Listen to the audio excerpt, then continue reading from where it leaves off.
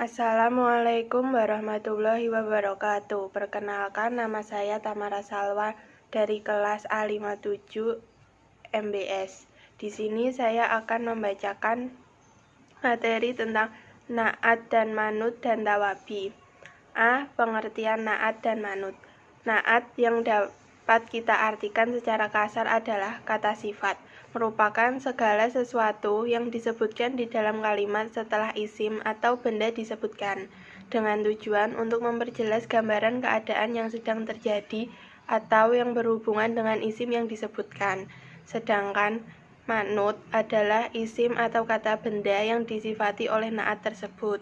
Contoh, ja'a tilmidu mujtahid, yang artinya seorang siswa yang rajin sudah datang. Di dalam contoh tersebut, lafal yang berfungsi sebagai manut atau kata disifati adalah tilmidu, sedangkan lafal yang berfungsi sebagai naat atau kata sifat adalah mujtahid. Hukum yang ada pada naat dan manut. Naat manut sudah digambarkan seperti saudara kembar yang memiliki kesamaan dalam 4 hal. Adapun keempat hal yang harus dipenuhi baik naat dan juga manut adalah: 1. Memiliki i'rab yang sama. I'rab adalah salah satu aspek yang ada di dalam bahasa Arab, di mana aspek ini mengatur mengenai perubahan bunyi kata yang umumnya merupakan syakat atau harokat pada setiap akhir kalimat yang disesuaikan dengan amil yang memasukinya. 2. Memiliki gender yang sama. Gender di dalam bahasa Arab hanya terbagi menjadi 2, yaitu muzakkar atau laki-laki dan juga mu'annas atau perempuan. 3. Memiliki a'dad atau jumlah yang sama. Selain berdasarkan gendernya, suatu kata di dalam bahasa Arab dapat disusun oleh huruf yang berbeda pula berdasarkan jumlahnya, yang kemudian digolongkan kepada isim mufrad atau berjumlah 1, isim mutsanna berjumlah 2, dan juga isim jamak berjumlah banyak. 4. Memiliki makrifat dan nakirah yang sama. Yang dimaksud dengan makrifat adalah suatu isim atau kata benda yang sudah tentu atau khusus, berbeda dengan nakirah yang merupakan kebalikannya, yaitu isim yang umum dan tidak secara khusus menunjuk kepada sesuatu. Bentuk naat. Jika sahabat Muslim tinjau dari bentuknya, Anda dapat membagi naat menjadi 3 jenis, yaitu naat mufrad, jumlah, dan juga hibah al-jumlah. Adapun naat mufrad sama seperti isim mufrad, merupakan naat yang berjumlah 1, sedangkan kalimah merupakan naat yang sudah berbentuk sebagai kalimat yang dilengkapi dengan hibul jumlah yang merupakan manutnya. Baik naat kalimah maupun hibul jumlah harus berupa isim nakirah yang menunjukkan arti umum.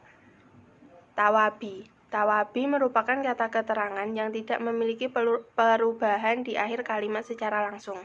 Hal ini karena kata tersebut sama dengan bentuk i'rab 4 yang keberadaannya sama dengan kata itu sendiri. Dalam kata tawabi terdiri dari 4 bagian, mulai dari naat, ataf, ba'dal, dan taukid.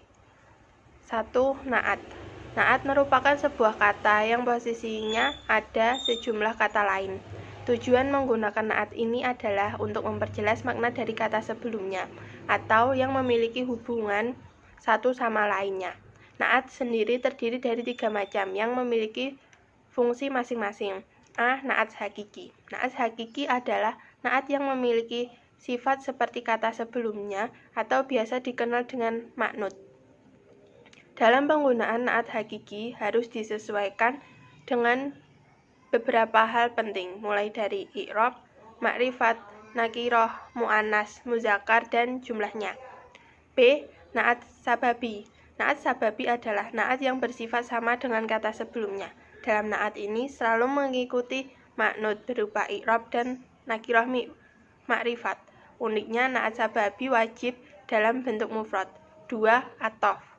Ataf adalah jenis tawabi yang setelah ada penghubung dalam bahasa Arab. Fungsi dari ataf tersebut yaitu untuk menjadi penghubung sesama isim dan atau fi'il. Bila dalam ilmu bahasa Indonesia, ataf ini dikenal sebagai kata penghubung. Meskipun secara bahasa berbeda, namun makna yang dihasilkan memiliki kesamaan satu sama lain. Tawabi ataf memiliki dua macam. Dalam setiap ataf tersebut memiliki fungsi dan ketentuannya masing-masing. A. Kata penghubung bayan. Ataf bayan adalah tabi yang memiliki bentuk layaknya isim jamid.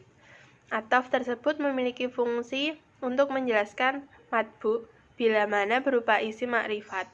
Fungsi lain dari bayan juga untuk menghususkan matbu bila masih berbentuk isim nakiroh. B. Kata penghubung nasak. Ataf nasak adalah sebuah lafaz yang saling berhubungan dan mengandung kata penghubung di dalamnya. Pada ataf tersebut selalu mengandung maktuf alaih, takbi, dan kata penghubung Arab di dalamnya. Semua komponen tersebut dijadikan sebagai rukun wajib dalam nasak. 3. Badal. Badal merupakan kata yang tidak menggunakan perantara untuk mengikuti kalimat sebelumnya. Sebutan lain dari badal adalah kata pengganti atau mubdal minhu. Dalam kata badal terdiri dari 3 macam. A. Badal mutopik. Badal mutopik merupakan makna yang digunakan untuk mewakili makna yang sama dengan dalam ayat Al-Quran. Badal mutopik seringkali ditemukan dalam potongan hadis dan juga ayat Al-Quran. B. Badal isytimal. Isytimal merupakan badal yang memiliki kandungan secara abstrak dan selalu bersifat mudhof di dalamnya. Mudhof tersebut harus berupa dhamir dan mubdal minhu. C. Badal ba'du munkul. Ba'du munkul merupakan badal dari bagian mubdal minhu. Dalam badal ini selalu mu'dhaf dan kembali menjadi mubdal minhu. 4. Taukid. Taukid merupakan penguat yang digunakan untuk berkomunikasi dengan orang lain dalam merespon tindakan keingkarannya. Kalimat positif ini wajib terbebas dari kata menafikan seperti tidak atau bukan. Untuk mengetahuinya, sahabat muslim harus menguraikan huruf penguatnya ke dalam itsbat atau kalimat positif. 1. Huruf penguat. Huruf penguat memiliki 5 jenis yang wajib kita ketahui. Dalam masing-masing huruf memiliki artinya sendiri. A. Hafifah atau non tanwin dan sakilah non tasjid mengandung pernyataan sungguh benar-benar. Wawu, ba, ta artinya demi, inna diartikan sebagai sesungguhnya, lam ibtidak dan nun taukid dipakai untuk menyatakan sungguh, pasti, niscaya. Qad digunakan untuk menyatakan sesungguhnya. 2. Syarat dan ketentuan penguat. Syarat dan ketentuan penggunaan huruf penguat wajib diketahui sebelum memulai percakapan dengan lawan bicara. Hal ini bertujuan agar kita dapat menggunakan bahasa penguat tersebut dengan benar. Pertama adalah antara huruf penguat dengan hukum i'rab laksana muakkad wajib digunakan bersama-sama. Kedua adalah isim muakkad sering berupa makrifat. 1. Bagi lafal ajma'un sering dipakai untuk menguatkan jamak muzakkar salim dengan alasan tidak diubah ke dalam isim dhamir. 2. Lafal at-taqun, absongun hanya dipakai dengan tujuan menguatkan khusus ketika jatuh pada ajma'a. Pada an-nafsu, kullu, ngainu, perubahan dilakukan untuk mengembalikan isim dhamir menjadi muakkad.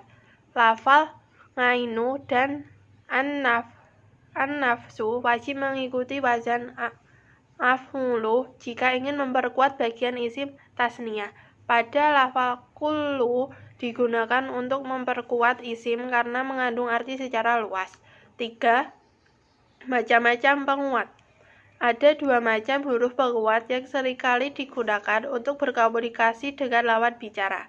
Setiap macam penguat memiliki fungsinya masing-masing. Oleh sebab itu, kita jangan sampai salah dalam menggunakan huruf penguat yang sudah ditentukan. 1. Penguat maknawi. Pada penguat maknawi digunakan untuk mengukuhkan lafal yang berasal dari maknanya.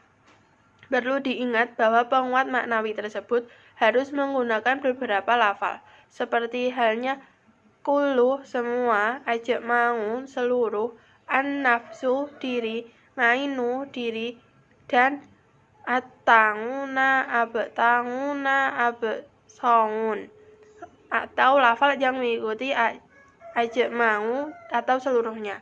Uniknya, saat menggunakan penguat ini akan dipercaya orang lain. Penguat lafzi. Penguat lafzi harus dipakai dengan cara dilipat gandakan.